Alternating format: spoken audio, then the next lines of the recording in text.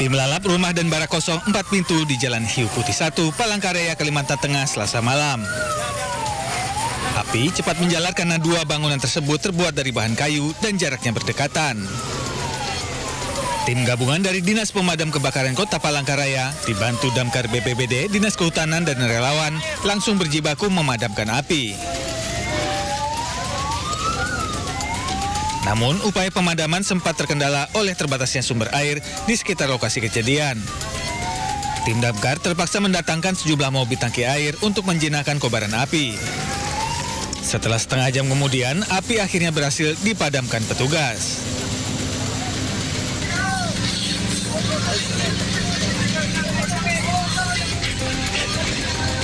Warga Telindung, Kota Balikpapan, Kalimantan Timur, panik usai si jago merah melalap kios pedagang plastik Selasa malam. Material plastik yang mudah terbakar membuat api cepat merambat ke bangunan lainnya. Sebanyak 4 kios milik warga dan 1 kios tak berpenghuni terbakar tak bersisa. 6 unit petugas damkar dari berbagai wilayah diterjunkan guna memadamkan kobaran api. Kurang lebih 1 jam, api berhasil dipadamkan petugas. Dari Palangkaraya, Kalimantan Tengah dan Balikpapan, Kalimantan Timur, Ade Sata Mukmin Aziz, iNews melaporkan.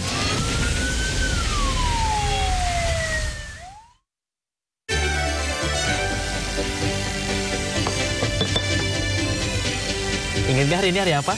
Ingat dong. Apa tuh? 1 Oktober diperingati setiap tahunnya sebagai Hari Kesaktian Pancasila. 100.000 untuk Yasmin, dibayar cicil tapi ya. Ya benar sekali, ini adalah Hari Kesaktian Pancasila. Ini tentunya bukan hari sembarang hari, tapi hari yang memiliki makna yang cukup mendalam sekali untuk bangsa Indonesia. Betul. Karena dengan Pancasila ini namanya kesaktian Pancasila ya. Jadi memang Pancasila ini sangat sakti untuk Indonesia ya. Tentunya untuk mempersatukan seluruh masyarakat Indonesia untuk mencapai satu tujuan, Indonesia sejahtera ya. Betul, dari Sabang sampai Merauke, dari Miangas sampai Pulau Rote, banyak sekali ragam agama, ras, suku, budaya, etnis, semuanya bisa bersatu karena Pancasila. Kita punya satu ideologi yang sama, Pancasila, yaitu untuk mencapai cita-cita bersama, yaitu untuk mewujudkan Indonesia yang sejahtera. Betul sekali, dan setiap tahunnya pemirsa ini rutin digelar upacara peringatan Hari Kesaktian Pancasila di Monumen Pancasila Sakti Lubang Buaya, Jakarta Timur. Ya, nanti kita akan saksikan bersama-sama pemirsa secara langsung bagaimana nih peringatan Hari Kesaktian Pancasila. Kamu pernah ke Lubang Buaya belum? Udah dong, baik sudah. Sudah, seru ya, cukup seru ya. Dan juga agak bikin merinding sebenarnya karena melihat bagaimana perjuangan pahlawan-pahlawan kita untuk mencapai kemerdekaan. Nah, semoga perjuangan tidak sampai di pahlawan saja, tapi juga bisa kita teruskan semangat Pancasila tersebut. Jangan sampai Indonesia ini berubah ya. Kita tetap satu. Jangan mudah terpecah belah ya. Kita harus satu jua ya. Dan sebelum kita akan membahas atau melihat seperti apa nantinya upacara Kesaktian Pancasila, kita akan sapa pemirsa terlebih dahulu. Pemirsa, apa kabar Anda hari ini? Anda menyaksikan program Sindo Today, program yang menghadirkan informasi terhangat hari ini bersama saya Yasmin Antonia. Ya, dan saya juga pemirsa Bayu Pradana, dan seperti biasa sebelum kita memulai seluruh rangkaian Sindo Today hari ini, redaksi kami ini telah menyiapkan 3 berita pilihan. Apa saja? Ini dia.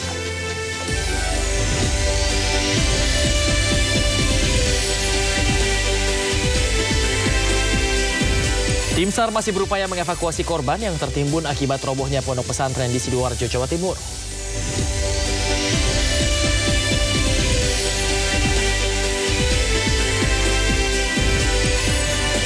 Peringatan Hari Kesaktian Pancasila 1 Oktober pagi ini digelar di Monumen Pancasila Sakti Lubang Buaya, Jakarta Timur.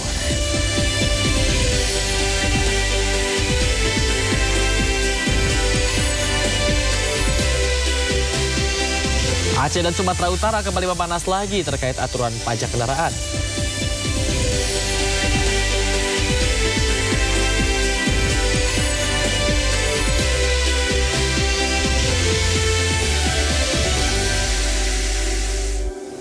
Pemirsa, kita awal informasi Sindo Today hari ini terkait dengan proses evakuasi pencarian korban runtuhnya bangunan Ponpes Al-Qausini Sidoarjo, Jawa Timur masih terus dilakukan. Ya, diduga pemirsa masih ada puluhan santri yang masih terjepit. Petugas gabungan masih terus berusaha mencari korban yang tertimbun reruntuhan. Namun dari sore hingga malam hari, petugas belum berhasil mengevakuasi satupun korban. Sejak sore belum terlihat ambulans yang keluar maupun masuk ke lokasi pencarian.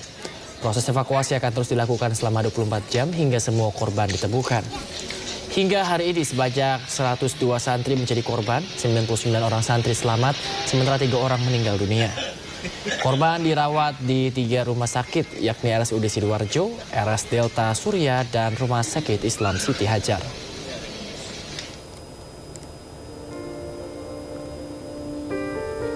Ada 3 korban tewas akibat ambruknya atap pondok pesantren. Yang pertama, Muhammad Masudullah Haq, berusia 14 tahun, asal Surabaya, Jawa Timur. Yang kedua, Muhammad Soleh, berusia 22 tahun, asal Bangka Belitung. Dan yang ketiga adalah Alvan Ibrahim Afik, yang berusia 14 tahun, asal Bangkalan, Jawa Timur.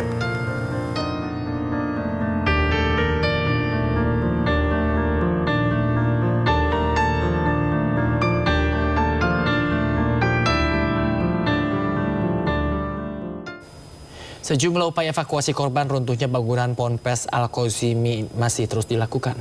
Ya, petugas menduga banyak korban runtuhan bangunan Ponpes yang masih hidup.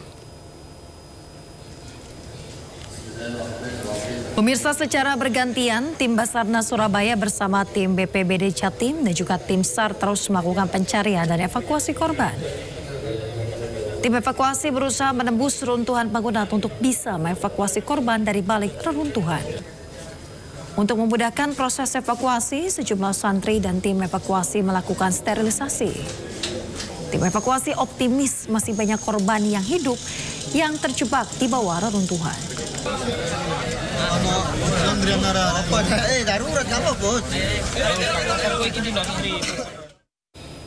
Pemirsa, kunjungi Pondok Pesantren Al-Kozini di Sidoarjo, Jawa Timur, Menteri Agama RI Nasaruddin Umar meminta insiden runtuhnya bangunan di Ponpes Al-Kozini sebagai pembelajaran bersama. Selain melihat kondisi bangunan yang ambruk, Menak juga melihat kondisi keluarga korban di posko yang terletak sekitar 300 meter dari bangunan Ponpes yang ambruk. Menak menegaskan kasus ambruknya bangunan di Ponpes Al-Kozini ini bisa menjadi pembelajaran bersama agar kasus serupa tidak terjadi lagi di ponpes lainnya di Indonesia. Kementerian Agama akan memberikan perhatian khusus terhadap kondisi bangunan pondok yang ada saat ini. Pelajaran buat kita semuanya, terutama di lingkungan pondok pesantren. Betapa perlunya kita, insya Allah kami juga nanti dalam Komite Menteri Agama akan memberikan perhatian khusus tentang pembangunan fisik pondok pesantren. Mudah-mudahan. Upaya evakuasi korban runtuhnya bangunan Ponpes Al-Kozini di Buduran Sidoarjo di Jawa Timur terus dilakukan. Petugas mengindikasi banyak korban runtuhan bangunan Ponpes yang masih hidup.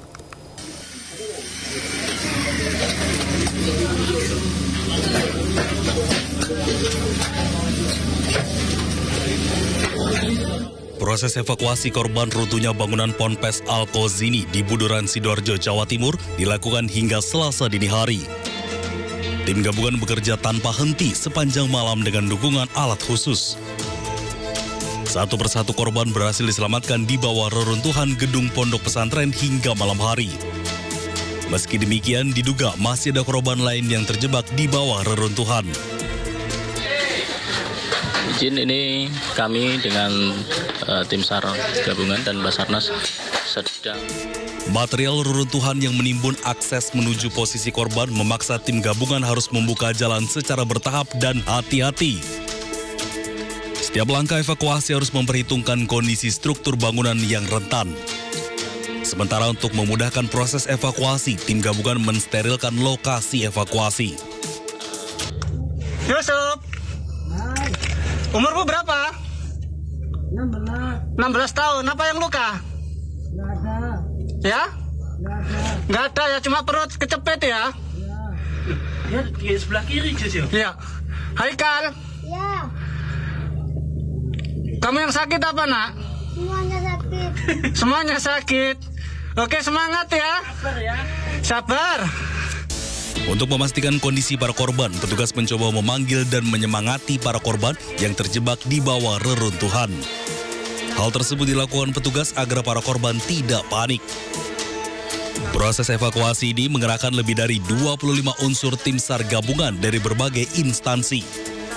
Personel yang terlibat berasal dari Basarnas, BPBD, TNI Polri, Damkar, PMI, relawan Ormas, hingga relawan masyarakat. Tim Liputan iNews melaporkan. Pemirsa, sebanyak 102 santri berhasil dievakuasi dari bangunan musola yang ambruk di Pondok Pesantren Al-Qozini di Sidoarjo, Jawa Timur. Ya, dari jumlah tersebut pemirsa 91 diantaranya ini melakukan evakuasi mandiri dan 11 lainnya dievakuasi tim SAR. Tim SAR gabungan hingga kini masih mencari puluhan santri yang tertimbun bangunan musola di Pondok Pesantren Al-Qozini di Sidoarjo, Jawa Timur. Badan Nasional Penanggulangan Bencana menyebut total masih ada puluhan santri yang kini dalam proses evakuasi. Sementara itu sebanyak 102 santri berhasil dievakuasi dari bangunan musola yang ambruk. Dari jumlah tersebut, 91 diantaranya melakukan evakuasi mandiri dan 11 lainnya dievakuasi tim SAR. Santri yang berhasil dievakuasi dirawat di 3 rumah sakit, yakni RSUD Sidoarjo, RS Delta Surya, dan Rumah Sakit Islam Siti Hajar.